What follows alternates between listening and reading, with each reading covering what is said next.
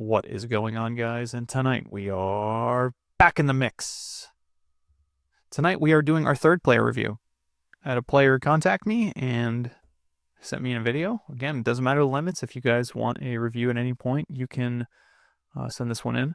As you can see, the player has basically blocked everything out. He's blocked the tables out. He's blocked the names out. So we just basically have kind of the basic information here. We just are going to evaluate this player's play. This might be a 2 or 3-part video just because I haven't been able, if I can speed up the video or not, I might just try to pause in between here and go between hands. But my guess is this will be at least a 2-part, if not a 3-part video. So we'll just jump right into it. Looks like the first game we're going to be playing here is Omaha High-Low. So let's go. Yeah, good race here on the button. Ace, King, Jack, Deuce is a super strong hand. This is probably something like within a top 10% on the button here. And seems like also a relatively standard bet on the flop. Nut low, 2 overcards. Board that I think that hits us pretty favorably with the 2 low cards. Kind of a nasty turn card here, actually, with the ace. I don't think we auto bet here every single time. It's probably close, honestly. The deuce of diamonds is kind of a nice card to consider doing it with, I think so. But like realize now at this point, we don't have, our high is ace king. We don't have any low. We have a deuce draw, but we are kind of semi-bluffing our hand to get a player to fold like a better 2 pair. Or the problem here on the turn with the aces, I don't think our opponent's going to fold a lot of better lows. They might, they're still going to showdown basically like any low at this point. And we have showdown value with our hand, and we just get to check in position. So this is one that maybe if I had the king of diamonds, I would consider betting. Deuce of diamonds is, I don't mind the bet, but I think we probably need to check it at some decent frequency here, just because like we have 3 high cards. Well, we basically have 2 other high side cards here, meaning that I think it's a little more likely that our opponent here in the big blind is going to have some extra low cards. So I think checking here is probably just slightly better, but I don't really mind the bet. And then on the river, we catch the ace. Now the only problem here is if we get checked to, I don't think we bet 3 aces, because I'm not quite sure what's going to call us. We're basically targeting a worse ace with no low and no flush. So I actually think checking ace king back here is probably a superior play. I think betting here is probably just I think it's pretty optimistic. I don't think an opponent's going to fold a flush at this point. I don't think an opponent's going to fold a low at this point. And there's a chance here we might also get check raised by like aces full too. So I think checking here in position is probably a superior play. And we do get called by 8893. So he did flop a flush, or this player flopped a flush. I'm not quite sure who this player is, but player flopped a flush, or sorry, flop 9s and 3s with a flush draw, turn a flush, and on the river, he decided to check call, blocking the full houses and with a flush as well. So, to lose the first one.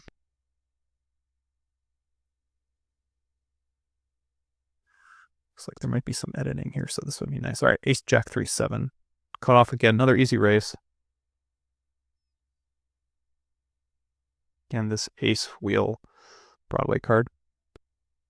Good combo. This looks like he sped up the video for me, which is even awesome. All right, yeah, king, queen, 3, 6 here against the 3-bet. Easy muck. Doesn't look too pretty right now, though. All right, king, 8, knight, deuce, small blind. Good fold. All right, king, 3, 4, 5. Yeah, this is a good open, I think, in the cutoff and a 4-handed game. 6-handed game, my guess is it's a little bit close. Again, we've talked a little bit about like card removal when you're in like a 6-handed game versus a 4-handed game versus a 3-handed game. This is probably close with the 5 high suit. My guess is the king high suit would be a definite open, and the 5 high suit is probably fine. And again, my guess is I don't know exactly what stakes these are, but just guessing the fact that I think the biggest game that goes consistently is I would say 10-20 on mixed games, is that you're probably still getting away with these opens, even if they're like really edgy. So as long as you play post flop fine, I don't think this raise is bad. I think this raise is fine and good. Button flats, small blind flats. We flop a 5-4 with a pair, no backdoor flush draw, but we do flop a third nut low. So nut low is deuce 4, second nut low is 5 deuce, and 5-4 here is the third nut low. But still, relatively speaking, a lot of times if you have ace deuce or ace 3, I say you're much more likely to run in, say like on a board like 6, 7, 8, in this kind of situation. I think you're much more likely to, if you have ace 3, I think you're much more likely to run into ace deuce versus this board. If you have 5-4, you're much less likely to run into nut low or second nut low. I can't say that without definitively looking at any math, but it's just my experience of playing the game that my guess is that we run into less nut lows or second nut lows here, just because of like combinatorics and like what our players are flat calling with. So if check 2 here, I think we still bet. Board's favorable to us. Sure, like our opponent here can be flat calling here with like some low draws, etc. But we do have 3, 4, 5 in our hand, so we block some of those we block some of those combinations, and like this is just a favorable board for us. Plus, small blind here doesn't necessarily have to have like a lot. He can have some high hands. He can have some like mediocre hands too. So I still think we bet 5-4 with a pair. We get one fold, we get a call. Obviously, we make a wheel, and we're just betting the same now. There's not really much else to do. Yeah, we make a wheel on the river. If we get led into, I think we just call. I mean, we don't have a 6-eye straight, even though we have basically the nut blocker here. I don't think there's any point in raising. I think we're just going to call. But once we check, we just still bet a wheel. And we get called by a second nut low. Yeah, I mean, I don't really mind this player's play, especially when the other person folds. Now there's a lot of dead money in there, and a live 6 on the river is a second nut low. So I don't really mind the way the ace, queen, jack 6 played this hand. It's actually kind of really close, I think, pre-flop to whether this player should re-raise or not, just because when this player cold calls in position, this hand goes up in value even he's out of position. But I don't mind the flat call. It's like one of those things where like equities run close, hands run close. It's a high-low game, so whatever. But our player here played this one good. All right, Badusi. I'll try to get my mouse out of the way. Deuce to 7 again. 7-5-4-3-2 is the best low hand. 5-4-3-2 without the ace is the best Badugi. Straights and flushes count against you. Here we have basically just a give up hand. Like this is just no defense. We'd have to draw 4-4. 3-6 here we would open into the big blind, but looks like this one's just gonna get pitched. Button here, I think this is close. I think this is a little bit wide. I can tell by the avatar, this player right here. It looks like they did not post yet, so we're still four-handed. So, with 3-7-9 here, I think this is, we got 3-bet. I didn't realize that, sorry. So once we get 3-bet, I actually think we ditch the 9. We're in position. We're probably up against some really good 3-card draws. If we make our hand, we're kind of frozen, and meaning by like, say we catch a 5 of hearts here, and our player's taking. Well, let's just see what happens first. Let's see how many cards the player takes. Okay, they take 2, right? So let's say now we take 2, and they bet into us when we call. We make the 5 of hearts. So basically, what happens in this situation is now our Badugi's frozen, and yes, we do have Badugi equity. There's no doubt about it. Like our opponent here could have like a wheel draw or a good 8 draw with 3 card, and we still are a favorite in position with the best Badugi, but we can't really put too much action in. I'd much rather draw, I think, 3 in position here with the 7-3. Now we don't have significant blockers, like that's kind of unfortunate, but that's just the way the hand makeup plays out here. So I think what I would do in this situation is I would just go ahead and draw 3. No, you do. So perfect. Huh, perfect. You did great. And you caught the 5 of hearts. Wow, what a call. All right. So now you make a 7 Badoogie and a 9 low. So in a 2-3 spot, like most likely this player is going to bet. We have a super, super, super easy raise. And if this player draws against us, I think we just pat our hand. The other thing too here is a lot of times in Badusi, unlike deuce to 7, what happens is like if you go through to pat, your opponent might make a Badoogie, like a 10 Badoogie or Jack Badoogie, and then you have them stone dead. Yeah, sure, they can undercut your Badoogie, but then they can't undercut your deuce to 7 hand, which means that you're basically free rolling for the whole pot. So I think we need to pat a little bit wider in deuce to 7. I still think in deuce to 7 we're probably patting this 9-7, to be honest, in position with 2 draws left. But definitely in Badusi, if they take one, I think we're just patting here and just hanging on. So I think this is, if you do break the 9 in this situation, I think this is a mistake. Goes 1-1. Obviously, we still bet with a 7-5 Badoogie. Is super strong. Take 1, and then we pair 3s. And then, yeah, we still bet. We're not checking in this position. We're still betting down. And our opponent does have an 8 Badoogie and a pair of 8s, and we do scoop them. So, again, nice hand.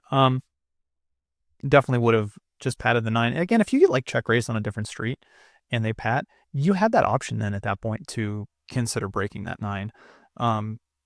But I think one thing that I just see is that you can have your opponent dead when you go 3 to pat, and they're like, oh, there's just an unlikely chance that my opponent here has a Badoogie, and you know, they might pat a worse 9-10 or even like a Jack or just try to get to showdown, and you have them dead. So scoop that one. Obviously 8-4 here in the cutoff. This is going to be a fold.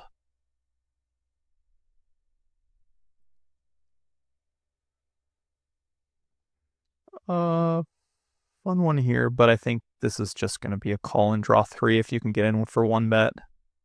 Yeah, this looks good.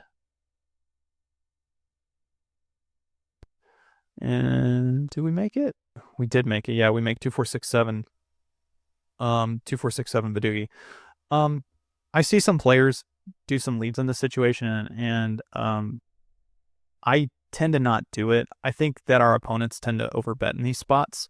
So I definitely go for a check raise with the 7. You kind of turn your hand over face up, to be honest, because I mean you can't really go for the check raise out of position on the second draw if you check call here and draw 1.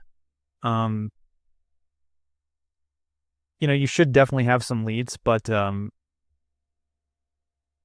I'm not quite sure what they look like. Maybe in a situation where you've had a fair bit of blockers, but I mean, in all fairness, now you're going to have an extra 4, 5, and 9. So if I'm making the case for it, then maybe this is the case where you actually have a lead. But I think just a general exploit is players under the gun when they raise, big blind cold calls, draws 3, and it goes 2-3. I just think they're going to overbet. So my guess here is that we should just go for the check raise with the 7-6 Badoogie, super strong. This looks good. Yeah, your hand's kind of face up, but like, see, and then again, our player in position here decided to bet unimproved. And, you know, I do think that our player should have bets in Badusi unimproved. In deuce to 7, if you like totally brick, I don't think that's necessarily the case. But again, if you have the best 3 card or you think you have the best 3 card, it's pushing a fair bit of equity. So I do think our opponent should have some bets in this situation. But again, that's why I think like going for the check raise with the 7 Badoogie is good. Here we make the 8-7-6. I don't think we're ever breaking this hand now in Badusi out of position when it goes 1-2 with 1 draw left. All right, yep, you bet and you win. All right, Badoogie here, 3-6-7. This is a easy open from small blind. Get called.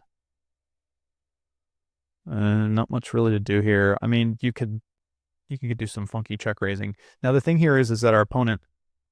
Now, opponent tendencies really matter in this situation as well, but our opponent here decided to call and take 1. So you have to think of like, what does that range look like? Well, even if they're calling like their best 3 cards, that changes the ranges, but most players aren't doing that. Mostly they're always like jamming up their, I would say, at least their best 3 card 6s. So meaning in this situation here is like if your opponent makes Badoogie, you have a pretty nutted hand here.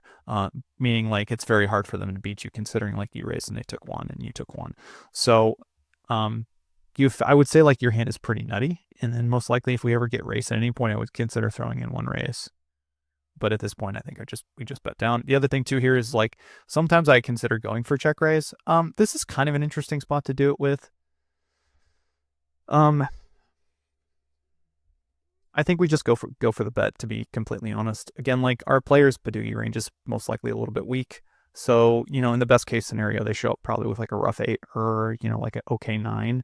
But there's no guarantee that like all players always bet those in position. So I think like going for the I think going just for the bet here is superior.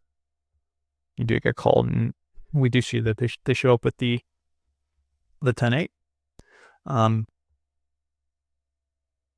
I think this is probably fine too for what it's worth. I mean, like if they started with 4-6-8, they probably should be doing some 3-betting pre-flop, honestly. But all right, ace-3-6 here on the button, standard open, ace-3-5, improve a little bit, 2-1 spot. We're still going to bet in position. They fold. Yeah, I mean they should check fold here. I think occasionally like their worst 3 cards. Next hand 2-4-6. This is easy so far. You're just getting premium draws every hand. I'd notice that the 4 spades is dead, just as a note. And we get 4-way action. 1-1, 1, 2. I think if checked you might consider betting the first draw. I think it's close. Like I think you have the best hand a lot here. Your range is probably well, it's true and not true, because I know this player over here, and like based on this range could be pretty tight. So you might not have the best hand, but you also might get a fold here. So it's kind of close between it. You do block a 4. I mean, did someone bet? Wait a minute. I want to make sure this is right. I don't have the controls picked up, but I think it looks like this player just open folded. Yeah, they open folded. So honestly, oh, it went 1-1, 1-1, and it just open folded. Interesting. Okay. I mean, honestly, I think at this point, I still think you have probably the best 3 card. And since this player checked, most likely they don't have a Badugi. So you've seen a deuce and a 4. I think like probably going for a bet here, like a thin value bet, is probably okay. I will say, like, you do notice that your opponent here went from 2-1, which means like they should have a fair bit of strong 3 cards, but there's been no bet. When it checked around them on the first one, and you saw deuce and a 4. So I think this is like close. In all fairness, too, you put this player behind you in kind of a tough position, because now they're not really like getting the correct price to call. If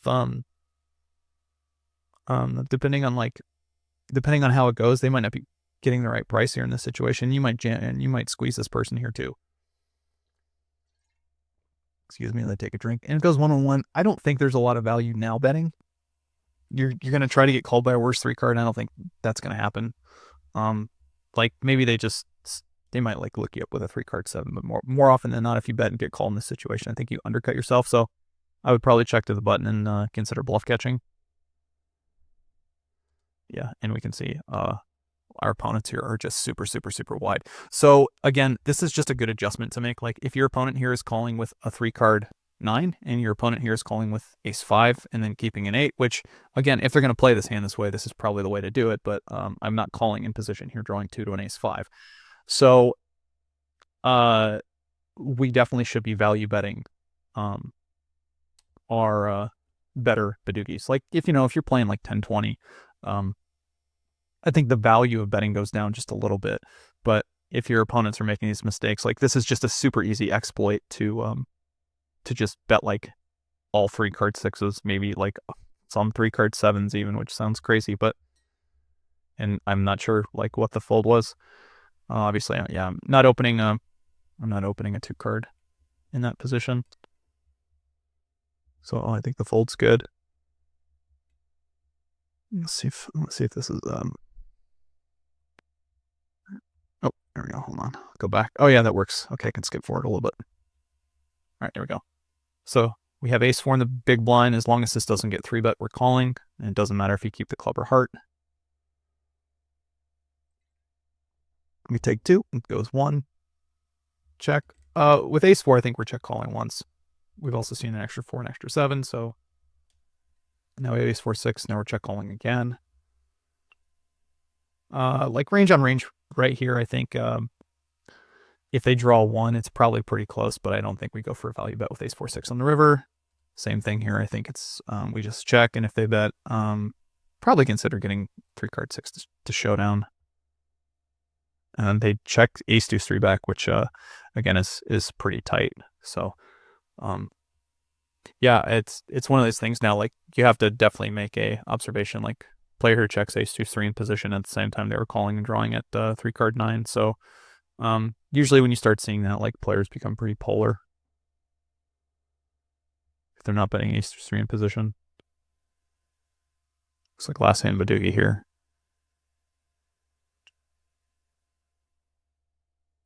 Yeah, I would probably fold this hand to this player too. All right, study or better. Not quite sure what mix this is, but my guess is it's a fun mix. Pretty easy fold there with king jack 4. I guess I can speed up a little bit. We're going to play this hand, it looks like. All right, so split 7s with buried 6. It is rainbow, but we have an ace and 2 8s dead.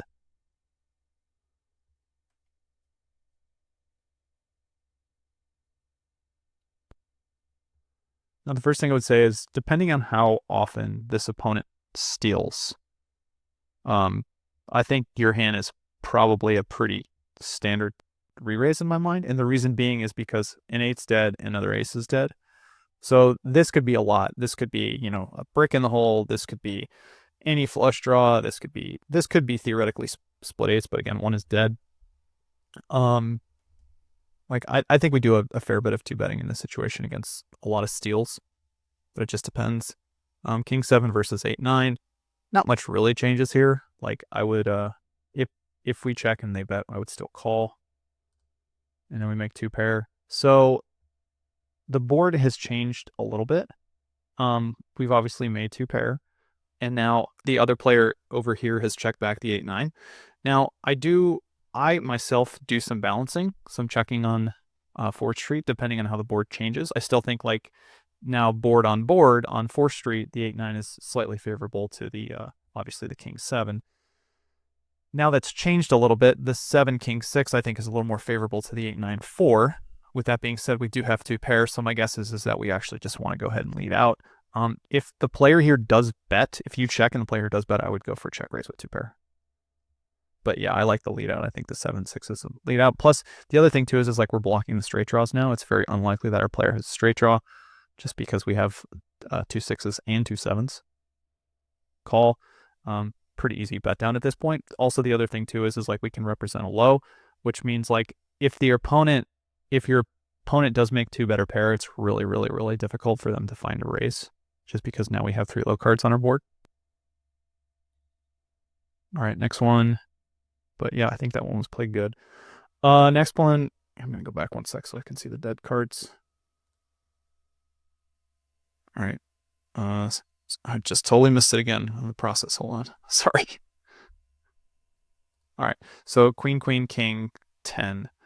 Yeah, I mean, we're definitely defending in this situation, even though this stud 8 are better. So looks like queen folds, queen opens, king folds. Wow. And a 10 calls, and we catch one of the case kings. Now this is a situation again where this, like obviously we have an extremely strong hand with 2 pair here against I don't necessarily think this is a steal per se, but you got to think about what this player's range looks like, right? If this player's range is like flush draws, split queens, any split pairs, maybe like two like ace deuce or something like that in the hole, we're definitely pushing equity, but at the same time too, like their board I would say is significant. Like if we're talking about range on range, like they have a significant range advantage, I would say at this point, just because they caught a suited 3 and we caught what usually in this case is a brick, not to mention like a king was folded. So we have what in my mind is probably an easy check call. I like the slow play here with the check call. And now when they catch open 3s, most likely they're still going to bet, but I think what we have to do in this situation is we have to consider going for a raise. I think it's close, but I think we're still pushing too much value. Maybe at the end of this video, what I'll do is I'll pull out what I think the ranges are. So I'll make just a little note, like somewhere around 730, and we can kind of take a look to see what the ranges look like and what the equity looks like. But I think kings up here is probably pushing a little bit too much. The other thing too is like now on 6th Street, when it goes bet call and they catch open threes and you catch an ace, we'll see how the action plays out, because I would not expect a bet here too often, because now you've like got 3 low cards plus an ace. And you did call on 4th Street here. You caught a brick and called, which means like you have something. You know, it's not like you just have total airball or a brick in the hole and decided to call. So yeah, once they bet, like it changes the dynamic. Because if your opponent bets in this situation here, I would say like one of the more likely holdings is actually aces up. But once you catch the ace, it's obviously less likely. So I think it kind of reverts back to like maybe like flushes, maybe like combo draws at this point, but we'll let this one go. Like, I don't really think anything changes at this point. Now, if they lead into you, it's a little bit different. I think we probably just call, but like if they check, this is just an easy bet. If you get check raised, it's super scary. Because the other thing too here is if you get, go back one sec, but if you get check raised in this situation, what's really bad about your hand is you have 2 5s, 2 6s, and an ace, and he needs all those cards to make a low. And if he's check raising you in that spot, basically what that means is he's most likely made some sort of other high hand. Like if he just has like, if he's deciding to check raise you with like 7-4 low, or you know, it doesn't matter. Like if he's check raising you with like a 7 high straight, I mean, you're scooped anyway. So, yeah, that would be super scary if you got check raised, but the player there just gives up. All right, next one here, Queen 6 deuce. I don't think we're going to play this one. Yeah, it looks like we don't. Okay, 2 6 8 on the button. Yeah, good open. Get 3-bet call. And it goes, I do not see it. Let's go back for a second. I want to see the draws here, because I can't see the draw, but it looks like they draw 1 just by counting how many cards are left. You can see there's 4 cards there, so it goes 1 2. All right, so they bet. We're gonna call. We make 9 8 6 deuce, and I still think we break the 9. Trying to just go back real quick. I just want to see 10 queen. Okay, I just want to see dead cards here. But I think this is just a break 2. So now we've seen, yeah, I mean there's not much at this point we're really realistically doing. I don't think our opponent drew. But yeah, we've seen a 6, a 9, a 10, a queen, now another 8. Yeah, I mean, I think we just still draw 1 here in position. They pat. Discard, catch a 4. Yeah, I mean, this seems good. I mean, we're just getting our hand to showdown. I think that's this point. If they bet, we call. If they check, we bet. And I don't think seeing a 6 and 8 and a 9 and 10, my guess is that we're probably just calling. Like the 9 and the 10 mean a little bit more. If we have no 9s, no 10s, like in some world and probably like GTO land, we consider raising here with a 8-7-6. But if they bet, I think we just call. Yeah, we just pay off. And we lose, we're drawing dead, but sometimes that just happens. So I think that hand was played well. No bluff in this one. All right, 9 8 deuce. Good fold. Yeah, this might be a 3-part series. Just doing a lot of explanation. Let's skip through just to our hands over here. Okay, so 6 6 5 3. Obviously, make a mental note that you have 6s and 5s in your hand, because if you start pairing up, this becomes a really good hand to snow with. But as is right now, I think just calling and drawing 2 is the right play. And honestly, I think this is probably the hand to consider just snowing right away. Obviously we have a 6 high straight draw. We're now going to see an extra, like we've had 3 3 4 5 6 5 6. So, you know, we have all the cards. We have all the middling cards that our opponent wants. The only question is do we just lead in pat, or do we attempt to check raise in pat? I don't really mind either one. I think the representation of like going for the check raise pat is a little bit better, just because, You know, if you have like, if you go two to pat in the situation, I think a lot of times you're going for a check raise. I don't really mind leading either. I would probably just default. I default to tend to go for the check raise, but that's just me. Yeah, the one thing though, and I'm not drawing at the 6-5 straight here. I think it's just better to go ahead and turn your hand into a snow at this point. Because the best hand we can make in this situation here is obviously the 8-6-5, so number 9. And now it's I don't think there's anything else to do but to snow our hand. Just going back real quick, I did not see if we bet this hand, but it looks like we did bet this hand. And we got called. Okay, so yeah, so we did bet this hand, we got called, and now I think like given the way this action's played out, I think you just have the easiest snow in the world. You just have seen good snow. Yeah, this looks good. Obviously, we have Bet river. Yeah, nice. The good news is that you turn your hand at some point into a snow. So I'm not a big fan. Unless your plan was to turn your hand into a snow if you bricked on the next street. That's one thing. But I'm not a big fan of drawing at straight draws. I mean, like obviously if you have 2, 3, 4, 5, like you have a strong draw. There's not much you can do there. But in general, the 6-high straight draws can be costly. 2, 3, 6 here, small blind. Yeah, easy open. Card 6. Oh, yeah, we're gonna keep the 8, break the 10. What happened there? Did we get raised? Yeah, we got raised. Okay, so it went 2-2, and it's gonna go 1 pat. Not much here. We just go ahead, check call, break 1 again. We haven't seen like too many significant blockers at this point. So, this is one where. So in this one, in this situation, like I think leading is actually better. Yeah, your opponent here can be pretty wide, and they can check back at a pretty high clip. Like, you know, if the previous draw went 1-1, and it went check, bet, call, and then it goes check, pat. You know, I think your opponent there can like value bet a fair bit of 9s. But in this situation here, I think your opponent's probably going to check back a fair bit of 9s or even like some rough 87s. So this is population. I don't know who this player is, but I'm just saying like the general. So I think actually betting the 8-6-5 here is good. And then if you get raised, usually you're beat, but I'm not paying all. I mean, I'm not folding number 7. Like this is the 7th best hand.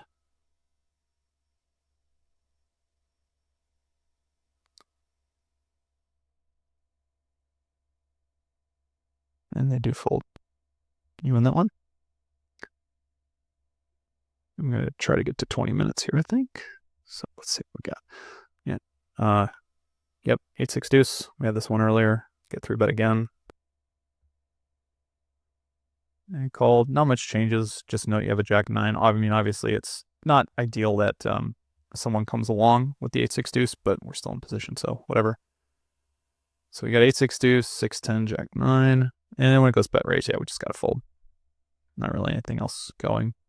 Maybe speed this one up and see what they got. 2, 3, 4, 7, 2, 3. Yeah, obviously they have just premium draws. I mean, a lot of times this is what's going to happen. If you decide to like open the button, sorry, I'm going to go back here for a sec, but if you decide to open a button and you get 3 bet and then cold called, a lot of times there's just going to be strong draws. So not much you can do. You have position. You just kind of have to, play accordingly.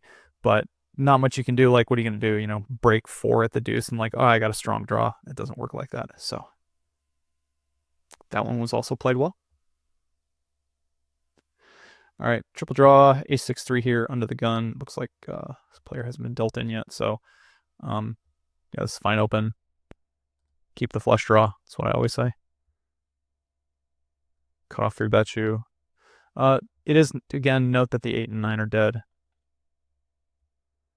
Catch 4. It goes 2-1. Looks like we're going to check call. This is good. Yeah, we're not folding. So again, we haven't seen any 7s at this point, so I think like a fair bit of 7s in this range over here. So gonna go ahead and check call again. Break 9. This looks good. And the king, I think we just go ahead and check fold. Yeah, and yeah, obviously like there's just a lot of 7s in the range. We saw 2 9s, saw an 8, so it's just more likely that that player had a7 in his hand somewhere. And again, like this is a pretty tight check back, so just make a note of it. Like I still think betting 7-5 is probably what we should be doing there. On a 3-card wheel with ace-deuce-5. Yep. Defense. 2 and a 10. Yeah, I'm just gonna check call out of position here and draw 2 again. I'm not gonna keep the 8 at this point. Expect this player to be drawing at least 1. Yeah, we go for a wheel.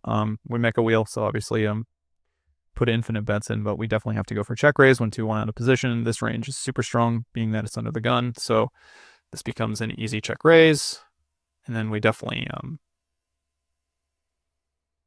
yeah, not much to do. Just you have a license to print money here, and then it goes for so this is an interesting one to consider check raising. I don't like doing it because I'd rather just get the bet. And on the occasional slow play that my opponent has here, even though I don't think our opponent should be slow playing, we're gonna go bet raise 3-bet. Honestly, though, I think this range is probably it's close. It depends on how often you're check raising and what you're check raising with. I think population check raise is a little bit too much out of position. So depending on what you think this opponent would bet with, sometimes you can go over check raise. I know this opponent, my guess is he might, how do I say this? He might kind of check back here, just thinking like you might have a good hand. So I think going for the bet is best. Yeah, I don't necessarily know if he bets a 7. He'd probably bet a 6, so you'd be targeting a 6. But again, like you have to think of what 6 is here. You know, you're only targeting basically like maybe half the 6s, because my guess is like number 2, number 3, probably number 4 are gonna 3-bet you. So like you're only looking at maybe a 6 high straight and maybe like the second worst 6. So yeah, I think just check raising and betting down is best. Easy fold here on the button. Be too loose to open 7 deuce. 3, 4, 8 in the cutoff. We're gonna fold that one too. This is good. All right, deuce 7 rounds. Yeah, 7, 5, 4, 3, 2 is the best deuce hand, and yeah, flushes and straights in this game do count against you, just like normal deuce. All right, so 2, 5, 10. This shouldn't be a pretty liberal steal, because he's obviously raising. Basically, he's not like necessarily raising into a 9. Like 9 has a little bit of equity in the situation, but very little. Queen obviously has like 0, and then the 3, 2. So this should be a relatively this should be a good range, I would say, especially opening under the gun. You do have to notice like the 4, the 9, or 3 are dead, because those are technically like all cards that you need. And then when the 9 calls here, like if it folded to you over here, I probably would have just called. Like I think it probably would have been okay, just given the fact that like, you know, the dead money in there, and I don't expect the ace to call too much. But now, given the fact that this 10 is called, and it would have just been an easy, obviously it's an easy fold now when the 3 comes along. We can just kind of play it out. Whoever is the strongest range, probably theirs should betting, so the 3s are probably still betting, which is fine. Just kind of looking through here, but and the 9s should be calling theoretically here, unless he's got, yeah, for sure.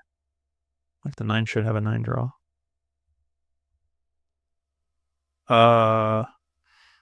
What? Interesting.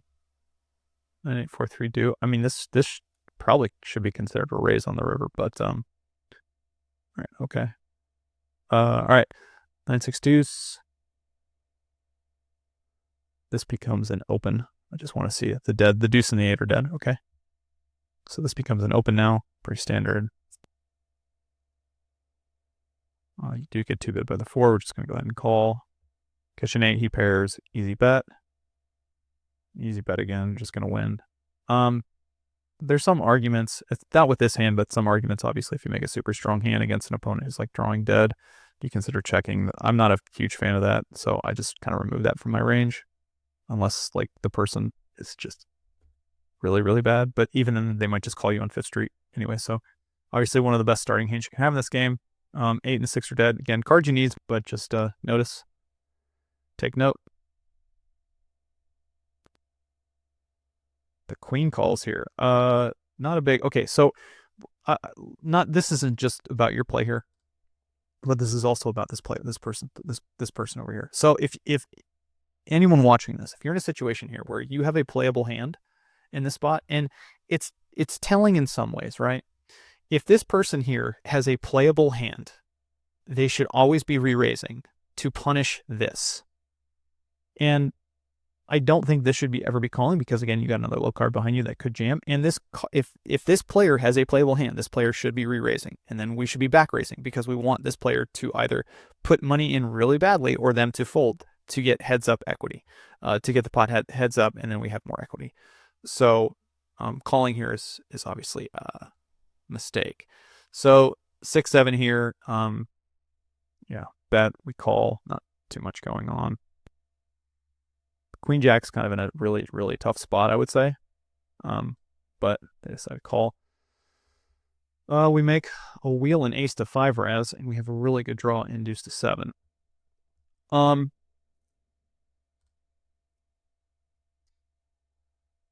No, the 9-6-7 should bet here. I don't think there's any question about it. They check. So basically what they're saying is I have a brick in the hole, or I have a weak draw.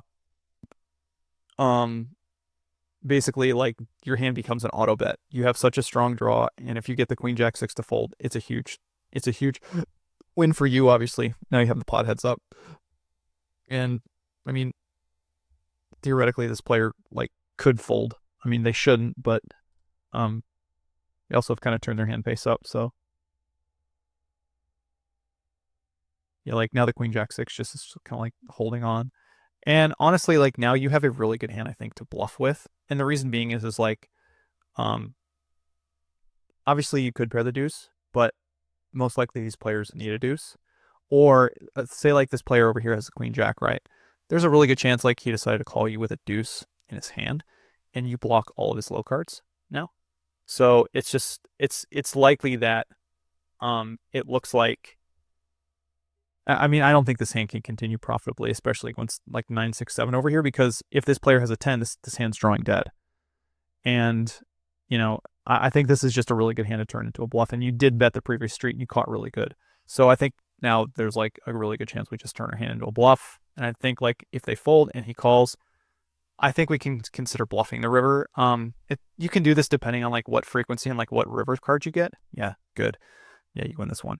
But like, say like on the river here, you pair any of these cards, your hand becomes an easy bet, just because like he needs those cards to make a hand against you. So, yeah, another good one. All right, I think we're approaching like getting close to 45. So a couple more here. Let's skip forward.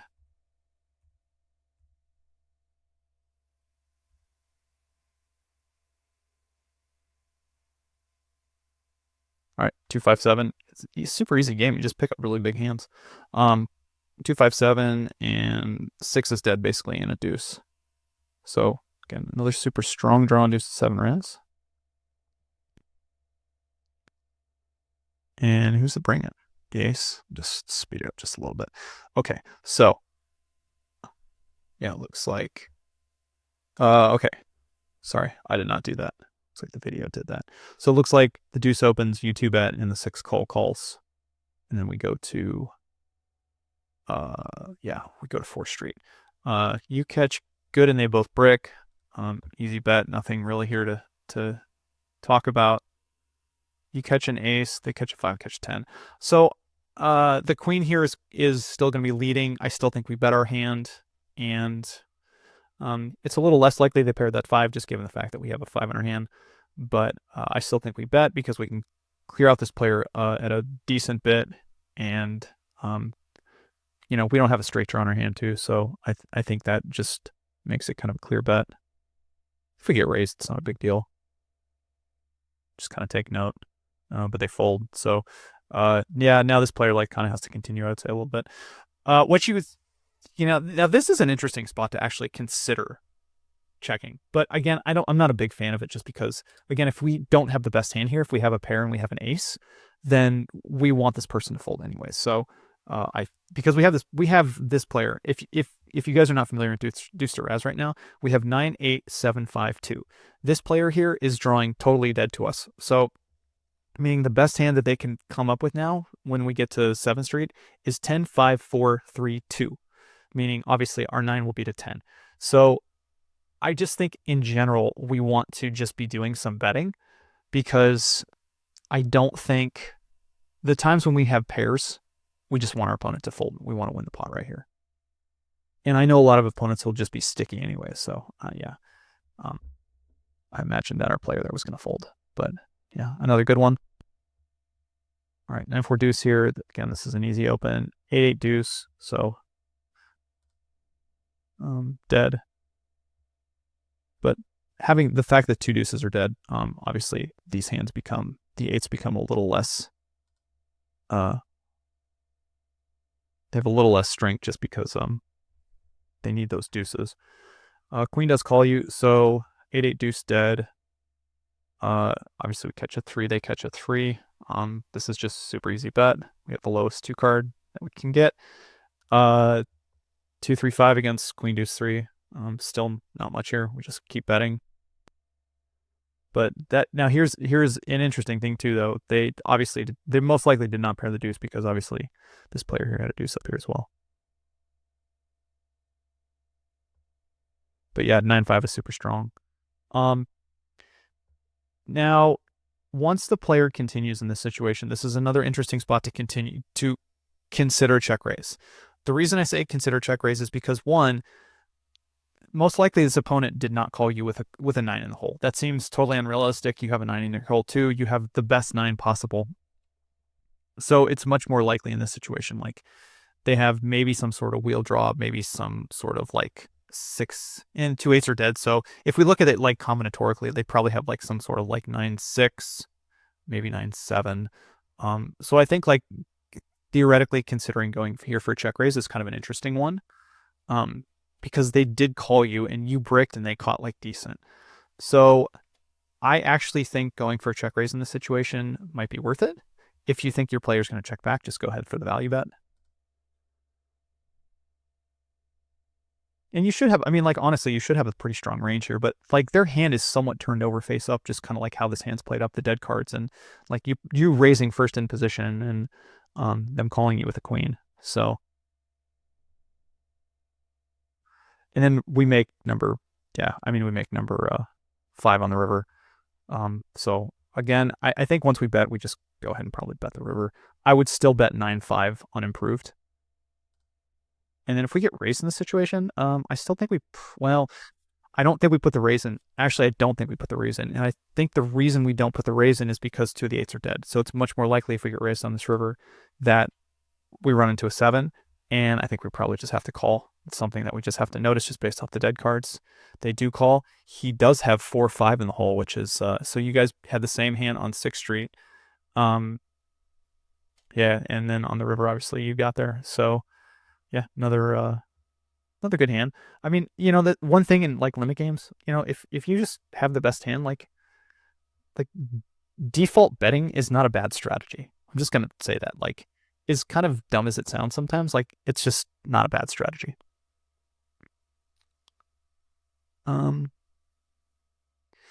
Yeah, let's get one more in there real quick. Let's see if we can find one more. I'm gonna want ace, ace, ace flop. Huh, come on, stop.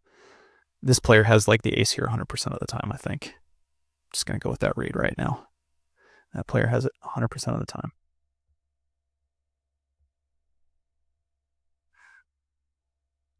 You know what? I think we're just going to stop it there for now. Reason being, I think it's at a good time. I think this video is probably going to be 3 parts, but I really hope the explanation and the commentary was good so far. So again, if you guys have any questions, comments, feedback, please put it below. If you guys need to contact me anyways, or if you want to submit a video, my email's down below. If you guys are looking to open a Phenom account, there is a code. You can use LMG for Learn Mix Games, or you can use the link below, click on that, and sign up. That helps me and keeps the channel going, and I can keep making videos just like this for you guys. But until then, as always, we will see you in part 2. I wish you guys the best at the tables. Good luck. Play well. Bye-bye.